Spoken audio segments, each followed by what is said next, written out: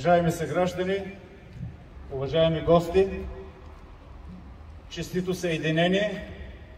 На този ден, преди 138 години, се сбъдна една от най-големите мечти на нашите предци от Възраждането – съединението на България.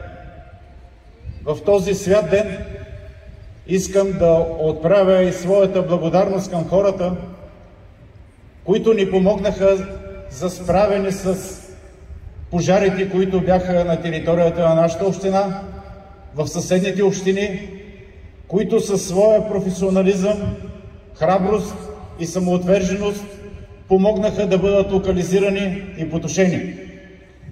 Искрена благодарност на военнослужащите от 24-та авиобаза Крумово, така наречения, както ние си го знаем, вертолетния полк.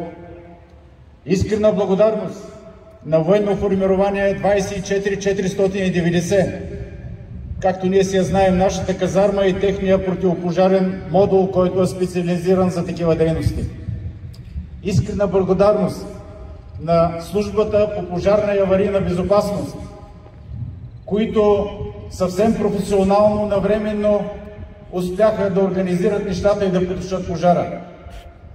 Искрена благодарност на доброволното формирование Асеневци на община Асеновград, които се включиха дейно в погасяване на пожара в нашата община и в съседните общини.